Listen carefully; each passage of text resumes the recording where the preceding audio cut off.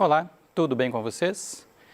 Eu sou Alex Duarte, a matéria é matemática e o assunto é geometria analítica. Muito obrigado por comparecer a esta aula. E o tema de hoje é distância entre ponto e reta. A gente já viu o ponto, as coordenadas, a gente já viu equações da reta e agora a gente vai aprender a calcular a distância entre uma reta e um ponto que está fora dessa reta. Bom, então aqui temos um exemplo. Nós temos uma reta crescente, ascendente. Nessa reta está marcado o ponto A, que é o ponto de coordenadas 1 e 1. Essa reta é a reta que passa por A e B. O ponto B é o ponto 3 e 5. E fora dessa reta nós temos o ponto P, de coordenadas menos 1 e 2. Olha só, o x é menos 1 e o y é 2. Nós queremos calcular a distância dPr, ou seja, a distância do ponto P até a reta R, que na figura, simplificadamente, foi chamada de distância D. Então a pergunta é, qual é a distância D igual a dPr do ponto P até a reta R? Qual reta R?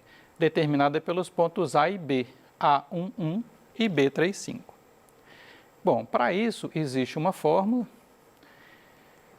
e nessa fórmula nós temos as duas informações necessárias. Então, nós temos que ter informação do ponto, ou seja, as coordenadas do ponto, e informação da reta, ou seja, ou os pontos que determinam a reta, ou a equação da reta. Só que na fórmula da distância de ponto a reta, a equação da reta que aparece é a equação nesta forma, ax mais by mais c igual a zero. Pessoa, lembra que eu comentei uma vez que a equação nesse formato, igual a zero, geralmente, na matemática, é chamada equação geral de um objeto. Então, na fórmula de distância, o que aparece é a equação geral da reta. E no denominador aparece novamente informação envolvendo o A e o B, ou seja, o coeficiente do x e o coeficiente do y nessa equação da reta. Bom, e onde estão as informações do ponto? No numerador aqui, o x que aparece lá na reta é o x do ponto P que você quer. E da mesma maneira, o y que aparece é o y do ponto P. Ok? Então vamos ver algumas maneiras de resolver isso. O primeiro passo, de qualquer forma, vai ser encontrar a equação da reta nesse formato, que, como já foi dito, é a equação geral da reta.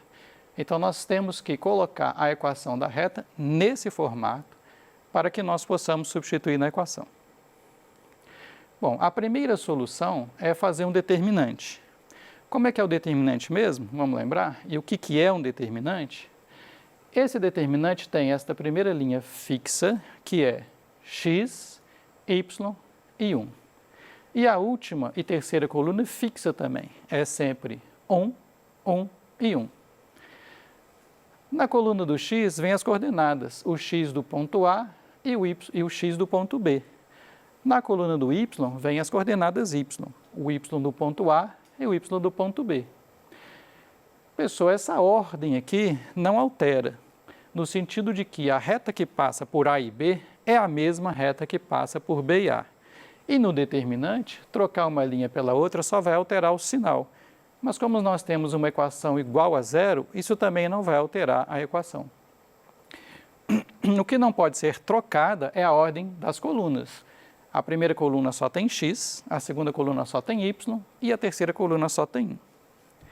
Substituindo os valores, o ponto A, 1, 1, aqui no x do ponto A foi colocado 1, no y do ponto A foi colocado 1 também.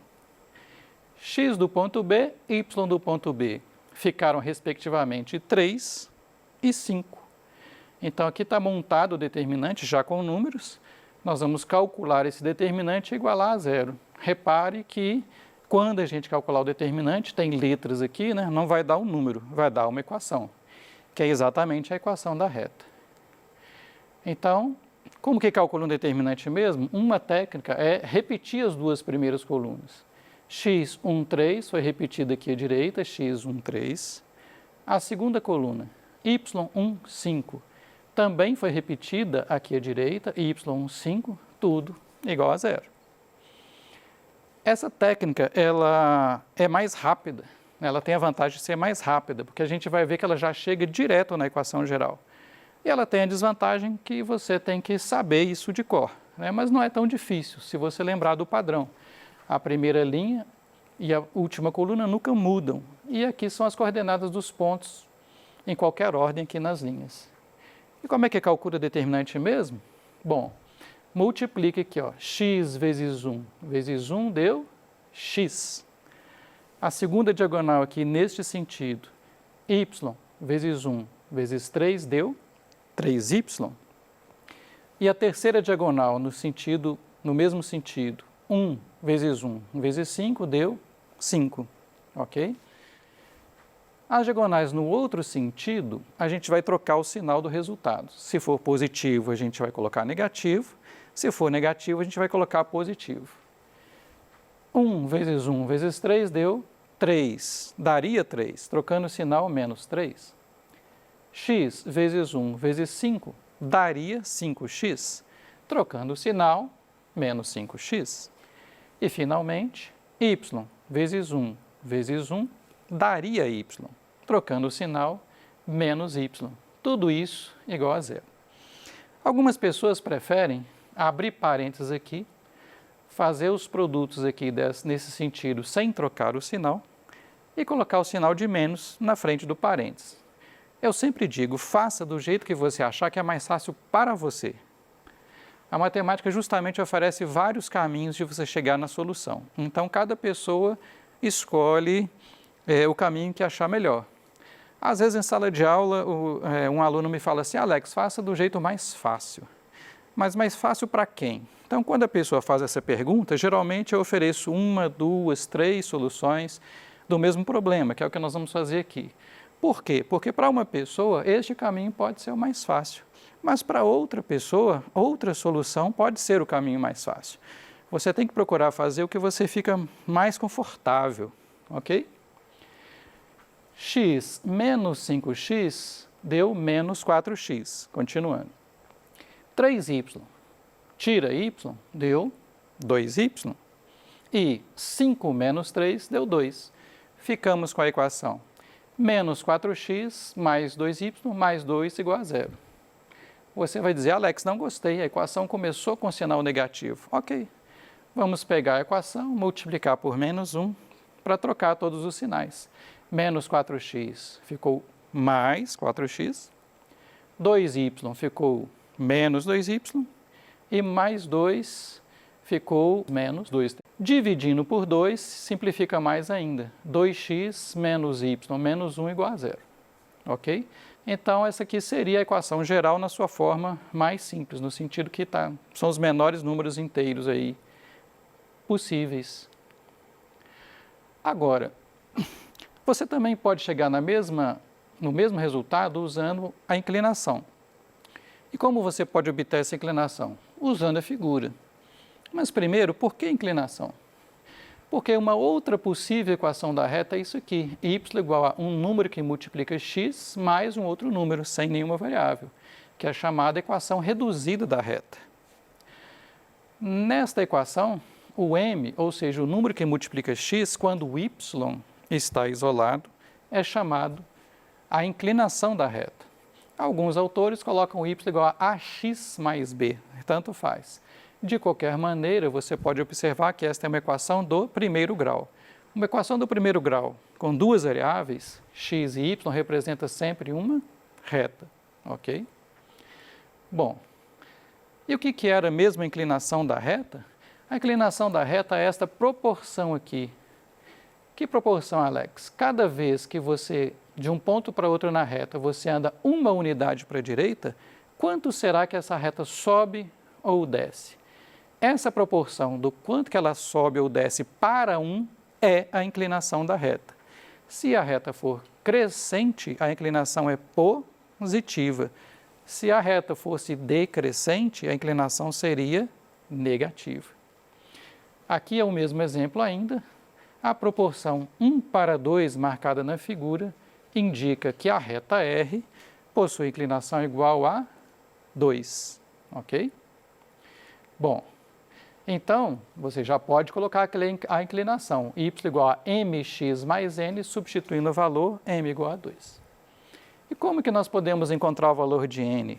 Usando um dos dois pontos da reta que a gente tem, Por exemplo, neste exemplo eu escolheria o ponto A 1, 1, porque tem números mais simples. Lembra que esta ordem é sempre x depois y. Então, nesta equação, nós vamos colocar o x do ponto A e o y do ponto A, ambos iguais a 1 no caso. Então, ó, y ficou 1 igual o 2, que já está aqui, vezes 1 mais n.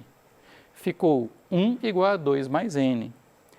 Passo o 2 para lá, 1 menos 2 igual a n, ou seja, n igual a menos 1. Uma vez que o n foi encontrado, podemos colocar aqui, vai ficar y igual a 2x menos 1. Mas aí lembra que na fórmula de distância você precisa da equação reduzida, ou seja, todo mundo igual a 0. Então o que nós podemos fazer? Passa todo mundo para a esquerda. O 2x fica menos 2x e o menos 1 fica mais 1, igual a 0. Trocando o sinal de todo mundo, nós vamos chegar na mesma equação. Está aí uma das coisas bonitas da matemática, ela é sempre coerente. Qualquer caminho que você seguir vai chegar na mesma resposta. Se você quiser, você também pode usar a fórmula da inclinação em vez da figura. A figura é mais rápido, mas nem sempre você tem a figura lá quadriculada, bonitinha, em escala 1 para 1. Então, o que é a inclinação em termos de fórmula? É o ΔY por ΔX. Lembrando, o que o delta representa nas ciências exatas, né? Na matemática, na física, na química, uma variação. Então, nós temos a variação do y dividida pela variação do x. Isso aqui não é um produto, tá? Lembra que isso aqui não significa delta vezes y, é delta y, ou seja, a variação do y. E embaixo da mesma forma, delta x é a variação do x. Ou seja, é o y do b, por exemplo, menos o y do a sobre o x do b menos o x do a. De novo, qual ponto você considera como inicial ou como ponto final, não faz diferença. O importante é coerência.